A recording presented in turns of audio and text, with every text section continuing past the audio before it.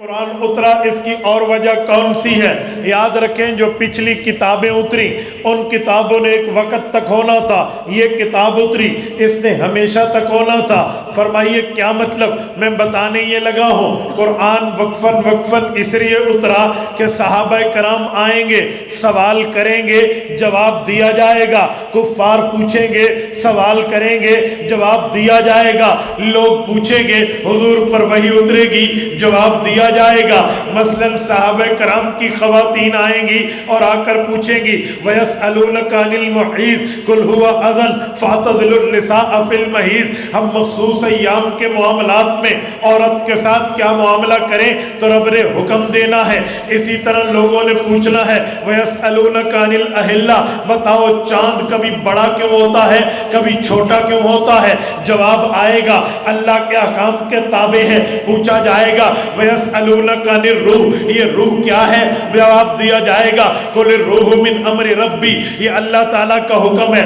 رمضان آئے گا كُتِبَ عَلَيْكُمُ الصِّيَامُ كَمَا كُتِبَ عَلَى الَّذِينَ مِنْ قَبْلِكُمْ لَعَلَّكُمْ تَتَّقُونَ کی آیت اترے گی۔ بتایا جائے گا اب رمضان المبارک کا مہینہ ہے، ہاں کوئی بندہ غلط قتل کرے گا تو خون کا بدلہ خون ہے، یہی اللہ کا قانون ہے۔ تو آیت اترے گی وَلَكُمْ فِي الْقِصَاصِ حَيَاةٌ يَا أُولِي الْأَلْبَابِ كُتِبَ عَلَيْكُمُ الْقِصَاص، یہ اللہ آیات اتاریں گے۔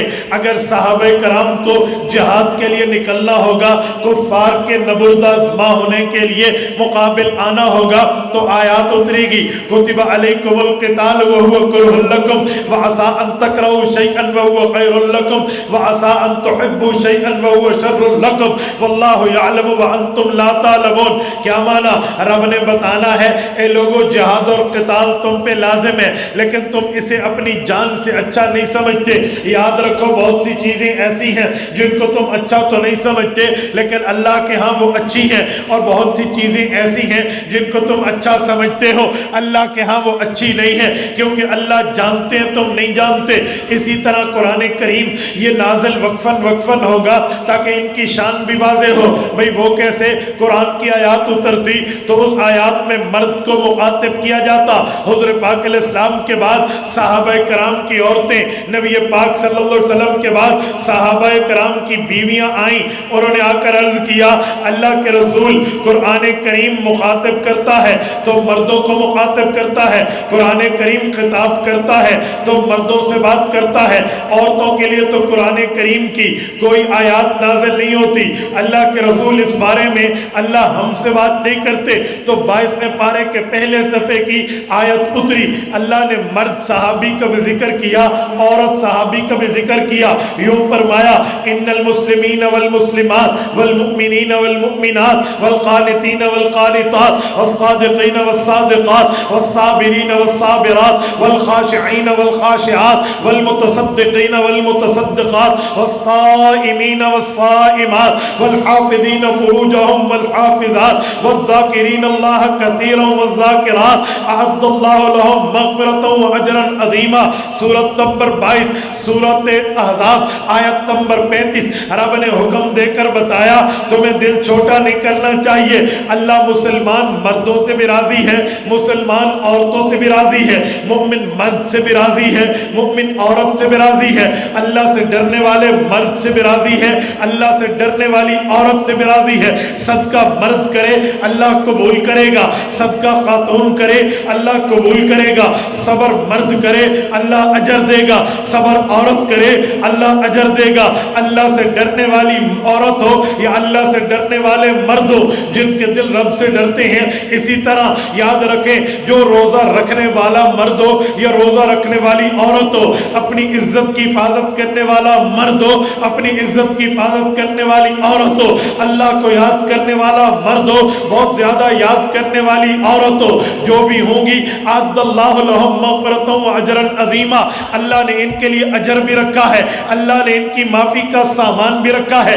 وقفے میں اسی لیے اتری کہ کوئی صحابی کب آئے وہ سوال کرے حضور جواب دیں، صحابی کا شان بھی واضح ہو، اللہ کا قرآن بھی واضح ہو۔ مثلا حضرت خولہ آئی، نبی پاک کی خدمت میں آئی، حضرت خولہ نے عرض کیا یا رسول اللہ میرے خاوند نے مجھے کہا ہے کہ تو میری ماں ہے۔ پرانے زمانے میں یوں کہنا یہ مسئلہ طلاق روتا تھا, یا رسول اللہ میرا تو ابا شہید ہو گیا, میری تو اماں فوت ہو گئی, میری تو بھائی شہید ہو گئے, میرے تو بچے 12 بچے ہیں, چھوٹے چھوٹے بچے ہیں, میں باپ کے گھر نہیں جا سکتی, ماں کے گھر نہیں جا سکتی, بھائی کے گھر نہیں جا سکتی, اس نے تو مجھے فارغ کر دیا, اب میں کہاں جاؤں؟ ابھی آیت نہیں اتری تھی, ابھی حکم نازل نہیں ہوا تھا, پرانا طریقہ تھا کہ بیوی خاوند سے فارغ ہے. حضور نے یہی بات بتائی تو انہوں نے کہا اللہ نے کوئی حکم نہیں اتارا. حضور نے فرمایا جی نہیں اتارا.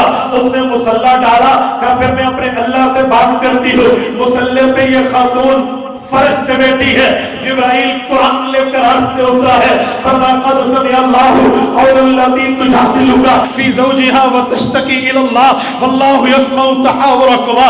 محبوب مصطفیٰ وہ خاتون آئی تو آپ کے پاس تھی, اس کی تڑن کو اللہ نے عرش پہ سنا ہے, بولی تو فرش پہ ہے, قرآن عرش سے اترا ہے, اس کی تڑپ تڑن چاہت ضرورت لوٹ نیڈ حاجت کے اوپر اللہ کا حکم آیا کہ ان لفظوں سے طلاق نہیں ہے, زہار ہوتا ہے, بس یہ 60 مسکینوں کو کھانا کھلا دے یا 60 غلام آزاد کر دے, اللہ تعالیٰ کے یہاں اس کا گناہ معاف ہو جائے گا, میاں بیوی بن جائیں گی. میری بات کا مطلب ہے قرآن اس لیے وقفے وقفے سے اترا کہ یہ معاملات ہونے تھے تب آیات اترنی تھی. اسی طرح حضور پاک نے ہجرت نہیں کی, کچھ لوگ ایمان لائے, حضور نے ہجرت کر لی, کچھ ایمان لائے, تو ہجرت والے مہاجر, بعد والے انصاری, تو اب جنت میں رتبہ کس کا بڑا؟ تو اس کے لیے بھی سوال اٹھتا, اگر پہلے دن پورا قرآن آ جاتا. قرآن پہلے دن پورا نہیں آیا, تھوڑا تھوڑا آیا تاکہ مہاجرین کا بھی رتبہ بتائیں, انصار کا بھی رتبہ بتائیں. رب کریم نے قرآن کریم میں دونوں کے رتبے کو واضح کیا, فرمایا والسابقون الاولون من المہاجرین والانصار والذین اتبعوہم باحسان رضی اللہ عنہم ورضوا عنہ. رتبہ پہلے ایمان لانے والوں کا بڑا ہے, چاہے وہ مہاجر ہو چاہے وہ انصاری ہو. اور پھر فرمایا لا یستوی منکم من انفق من قبل الفتح وقاتل اولئک اعظم درجۃ من الذین انفقوا من بعد وقاتلوا وکلا وعد اللہ الحسنى. محبوب مصطفیٰ وہ آپ کے مہاجر صحابی ہو یا وہ آپ کے انصاری صحابی ہو, فتح مکہ سے پہلے کے ہو فتح مکہ کے بعد کے ہو, سب سے رب نے جنت کا وعدہ کر دیا ہے. یہ آیات اتری, مہاجرین کا بھی رتبہ بڑا, انصار کا بھی رتبہ بڑا. یہ معاملہ ایسے ایسے چلتا رہا, آخر کفار آئے, حضور کو لالچ دینے لگے, تو حضور پاک نے اعلان فرمایا لکم دینکم ولی دین, تمہارے لیے تمہارا دین, محمد کریم کے لیے محمد صلی اللہ علیہ وسلم کا دین. لیکن یہ آیت مکی ہے, جب یہ قرآن پورا ہوا وہ دین دین محمد ہے, تو اب وہ دین دین صحابہ بھی ہے. تب اللہ نے آیت اتاری الیوم اکملت لکم دینکم واتممت علیکم نعمتی ورضیت لکم الاسلام دینا.